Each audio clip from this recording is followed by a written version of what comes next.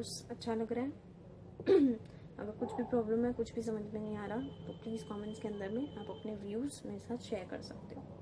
तो इस लेसन के अंदर में हम पढ़ेंगे फूड चेन्स एग्जाम्पल्स के साथ, फूड वेब्स, ट्रॉफिक लेवल्स क्या होते हैं, ये एक नई चीज़ है, आगे बताऊंगी, and effect of man's activities on the ecosystem, मतलब हम लोग इकोसिस्टम पर अपनी एक्टिविटीज़ के थ्रू क्या प्रभाव डालते हैं। सबसे पहले आया फूड चेन। तो हम सब खाना खाते हैं, क्यों? यस, एनर्जी के लिए। तो ये जो हम एनर्जी लेते हैं अपने खाने से, ये हम एक ऑर्गेनिज्म से दूसरे ऑर्गेनिज्म में ट्रांसफर कर सकते हैं with the help of food chain. तो फूड चेन का एग्जैक्ट मतलब क्या हुआ? हु ईट्स हूम, कौन किसे खाता है। तो ये जो sequence of living organisms in a community, जिसमें एक ऑर्गेनिज्म कंज्यूम करेगा आपके दूसरे ऑर्गेनिज्म को to transfer the food energy, with it is called as food chain. Examples देखें, ये है ग्रास, दैट इज, इसको खाया डियर ने, जो कि एक हर्बीवोर है। हर्बीवोर मैंने आपको बताया, यस, प्लांट ईटिंग एनिमल्स। और उसको खाया एक लायन ने, जो एक कार्निवोर है। तो इस फूड के अंदर में ग्रास प्रोड्यूसर ऑर्गेनिज्म है, जिसने सनलाइट एनर्जी को और बाकी सारी चीज़ों को यूज़ करते हुए अपना खाना बनाया, जैसे कि carbohydrates by the process of photosynthesis. इस ग्रास को फिर कंज्यूम कर गया एक हर्बीवोर, और इस डियर को कंज्यूम कर गया एक कार्निवोर। तो ये एक टेरेस्ट्रियल मतलब लैंड पे होने वाली एक फूड चेन का एग्जाम्पल है। ये एक और एग्जाम्पल है एक फूड चेन का। इसके अंदर में क्या हुआ कि जितने भी न्यूट्रिएंट्स थे सन के साथ साथ, उन्होंने क्या करा, इस ग्रास को ग्रो करने में करी मदद। अब इस ग्रास को खा गया ग्रास हॉपर को खा गया रैट को खा गया स्नेक, और स्नेक को खा गया ईगल। तो दैट इज ग्रास इसमें प्रोड्यूसर है। उसको खाने वाले इंसेक्ट्स हर्बीवोर्स को खाने वाले फ्रॉग्स हो गए, आपके स्नेक्स हो गए कार्निवोर्स, और कार्निवोर्स को बड़े बर्ड्स जैसे ईगल्स वल्चर्स खाने वाले क्या हो गए, टॉप कार्निवोर्स। फिर ये एक आती है आपकी एक्वेटिक फूड चेन, जो पानी के अंदर में हो रही है। पानी के अंदर में आपके पास छोटे छोटे एक्वेटिक प्लांट्स हैं, जैसे हम एल्गी बोलते हैं, फाइटोप्लैंक्टन, ये भी अपना खाना खुद बनाते हैं। तो ये कहीं इतना छोटा सा डॉट टाइप था, इसको खा गया एक प्रोटोजोआ, जू प्लैंक्टन, बिल्कुल एक छोटा सा स्मॉल एनिमल, उसको खा गई ये दो स्मॉल फिशेस, ठीक है। और फाइनली एक big fish in small fish को खा गई। तो ये आपकी एक एक्वेटिक फूड चेन है। फिर आपकी आती है एक फूड वेब। फूड वेब का मतलब जब आपकी बहुत सारी फूड चेन्स एक ही इकोसिस्टम के अंदर में वर्क कर रही है, उसे फूड वेब बोलते हैं। ये ज़रा एक जगह पर नोट डाउन कर लेना, डेफिनेशन पेपर में आती है। तो ये प्लांट है, प्लांट को खाया पहले जिराफ ने, जिराफ को खा गया आपका लायन। सेम वे प्लांट को खाने वाला ये एक हिप्पोपोटामस जैसा कुछ, और उसको खा गया लायन। सेम वे ऐसा भी हो सकता है, प्लांट था, प्लांट को हिप्पोपोटामस खा गया, हिप्पोपोटामस को ये ईगल खा गया, ठीक है। ऐसा भी हो सकता है ये प्लांट था, प्लांट को डियर ने खाया, डियर को खाने वाला ये टाइगर, टाइगर ने फिर टाइगर को खाने वाला फिर आपका ये ईगल, ठीक है। तो जब बहुत सारी फूड चेन्स सब एक दूसरे पे इंटरडिपेंडेंट है, ठीक है, एक ही चीज़ को खाने वाले दो लोग हो सकते हैं, that is called as a food web. फिर आते हैं ये ट्रॉफिक लेवल्स। इस ट्रॉफिक लेवल में सबसे पहले समझो कि जो भी आपके वेरियस स्टेप्स होते हैं फूड चेन में, जहाँ पर आपका ट्रांसफर ऑफ फूड होता है, उसे हम ट्रॉफिक लेवल्स बोलते हैं। क्योंकि ग्रीन प्लांट्स मतलब आपके प्रोड्यूसर्स सबसे पहला ट्रॉफिक लेवल है। फिर आपके प्राइमरी कंज्यूमर्स जो भी छोटे मोटे हैं हर्बीवोर्स, वो सेकंड ट्रॉफिक लेवल पे है। फिर आपके सेकेंडरी कंज्यूमर्स आते हैं, दैट इज कार्निवोर्स, और फिर आपके टॉप कार्निवोर्स आते हैं at the fourth trophic level, ठीक है। चलो अब आते हैं जरा बड़े इंटरेस्टिंग पार्ट पे, effect of man's activities in the environment, कि हमारी एक्टिविटीज ने एनवायरनमेंट को कैसे इफेक्ट करें। तो सबसे पहला एग्जांपल है फॉर्मेशन ऑफ सहारा डेजर्ट। सच में सहारा डेजर्ट कुछ नेचुरल नहीं है, ये हम लोगों ने ये बनाए अपनी बढ़ती आबादी के कारण, घर के कारण, बिग अपार्टमेंट्स के कारण, ये सब हमारा ही करा धरा है। तो ये एक बहुत बड़ा एग्जांपल है of the man's activity on ecosystem. अब इसके लिए हम एक फूड चेन को रिप्रेजेंट करते हुए डिस्कस करेंगे कि इनमें से अगर हम एक एक कंपोनेंट्स हटाते चले, जैसे कि हमारे पास ग्रास, डियर और लायन की एक फूड चेन है। अब अगर मान लो मैं सारे लाइन्स हटा दूँ यहाँ से, तब क्या होगा?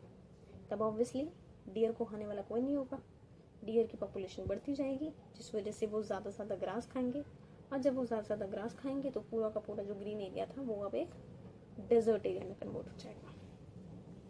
तो इसलिए बोलते हैं कि लायन, टाइगर वगैरह का शिकार नहीं करना चाहिए, क्योंकि इससे फूड चेन ही इफेक्ट होती है।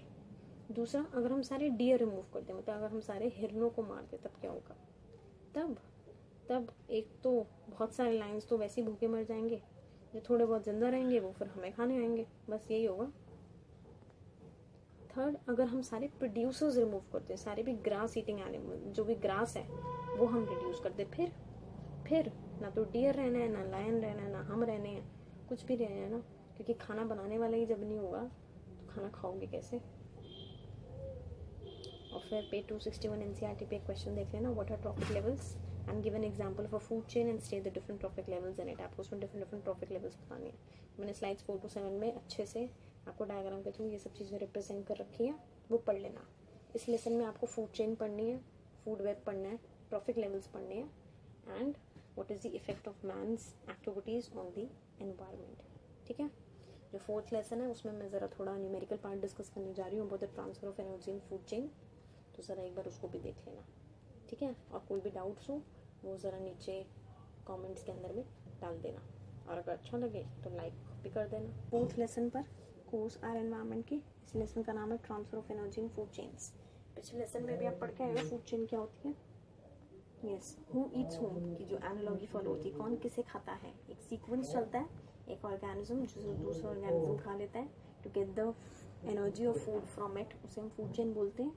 तो ये एनर्जी ट्रांसफ़र कैसे होती है, पेपर में ये चीज़ बहुत आती है। 10% लॉ बताओ क्या है उसका, रिलेटेड न्यूमेरिकल या फिर बायोलॉजिकल मैग्निफिकेशन की डेफिनेशन, तो ज़रा अच्छे से पढ़ना। लेसन 3 अगर नहीं देखा है तो एक बार पहले वो देख लो, लेसन 4 अच्छे से समझ में आ जाएगा।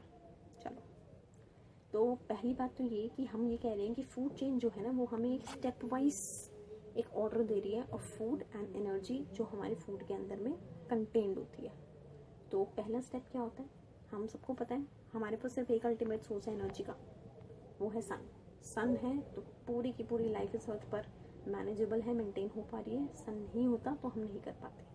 तो ऑन एवरेज जितनी भी लाइट जो सन की फॉल करती है on the leaves of the plant, उसमें से सिर्फ हम 1% एनर्जी को ट्रैप कर पाते हैं। मतलब प्रोड्यूसर्स जो हैं वो सिर्फ 1% एनर्जी को ट्रैप कर पाते हैं for the process of photosynthesis, और उससे अपना खाना वो लोग बना लेते हैं। अब आते हैं सेकंड स्टेप्स पे कि प्रोड्यूसर्स जैसे कि जो प्लांट्स जिन्होंने 1% जो एनर्जी अपनी ट्रैप करी थी उससे जो भी खाना बनाया, अब वो अपनी एनर्जी दे देंगे हर्बीवोरस एनिमल्स को, फिर वो हर्बीवोरस एनिमल्स अपनी एनर्जी दे देंगे कार्निवोरस एनिमल्स को, और ऐसे ही एक साइकिल चलता रहेगा जिससे कि कॉन्टिन्यूस ट्रांसफर ऑफ एनर्जी होती रहेगी इस फूड चेन के अंदर में। अभी मैं आपको एक बड़ा अच्छा सा लॉ बताऊंगी, उसके थ्रू आपको एक मैग्नीट्यूड पता चलेगा। मैग्नीट्यूड मतलब वैल्यू पता चलेगी कि एक्चुअली में कितनी एनर्जी ट्रांसफर होती है। अच्छा, एक थर्ड स्टेप भी देख लेते हैं। इसके अंदर में आपका loss of energy, there is a loss of energy at each energy transfer. मतलब कि जब हम वेरियस ट्रॉफिक लेवल्स पे जाते रहते हैं तो कुछ ना कुछ एनर्जी का लॉस होता रहता है और वो एनवायरनमेंट में जाता रहता है। उसको एक हमने स्पेसिफिक नाम दे रखा है कम्युनिटी हीट। ठीक है, तो सबसे पहले आप देख रहे हो कि सनलाइट कितनी सारी आई, उसमें से प्राइमरी प्रोड्यूसर्स ने बहुत थोड़ी सी ट्रैप करी, फिर प्राइमरी कंज्यूमर्स को बहुत थोड़ी दी, फिर सेकेंडरी कंज्यूमर्स को बहुत थोड़ी मिली। तो दिस इज बिकॉज कि तभी हमारे पास एक फूड चेन के अंदर में 3 से 4 ऊपर के ट्रॉफिक लेवल्स नहीं होते, बिकॉज जो लास्ट का ऑर्गेनिज्म होता है उसको बहुत बहुत कम एनर्जी मिलती है। तो हम सिर्फ 3-4 लेवल्स तक ही एक फूड चेन को पढ़ पाते हैं। तो इसके अंदर में हमने ये डिस्कस कर रहे हैं फ्लो ऑफ एनर्जी जो है इकोसिस्टम में वो यूनिडायरेक्शनल है।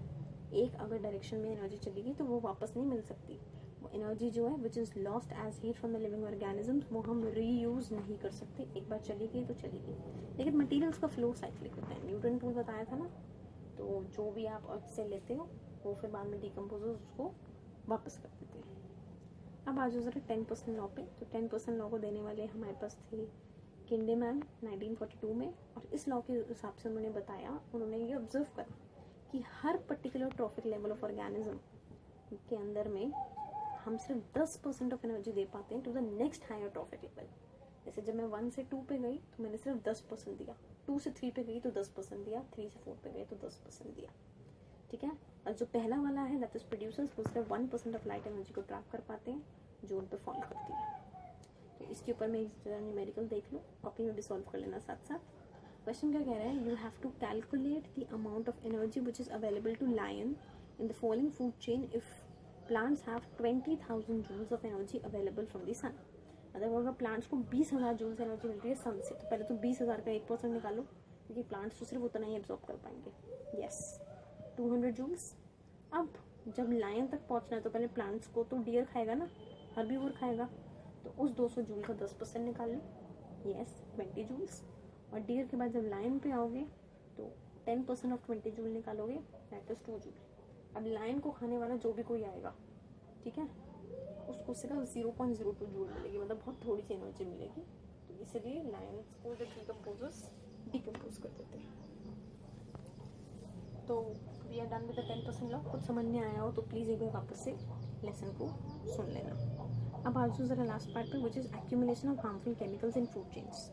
तो कैसे केमिकल्स जो हैं वो हमारी फूड चेन्स में इकट्ठे होते जाते हैं। तो हमारे पास होते हैं पेस्टिसाइड्स, जो कि पॉइजन सब्सटेंसेस हैं, जो कि हम क्रॉप प्लांट्स के ऊपर में स्प्रे कर रहे हैं ताकि हम अपने आप को इन पेस्ट और डिजीज से उन क्रॉप्स को बचा सकें।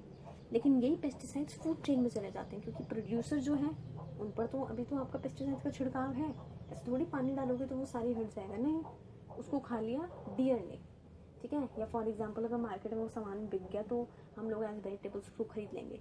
अब वो धीरे धीरे उस केमिकल सब्सटेंस की जो कॉन्सेंट्रेशन है वो हमारी बॉडी में इंक्रीज होती रहेगी, जिसकी वजह से कैंसर जैसी बीमारियाँ आज इतनी ज़्यादा प्रिवेलेंट हो गई हैं, बढ़ गई हैं।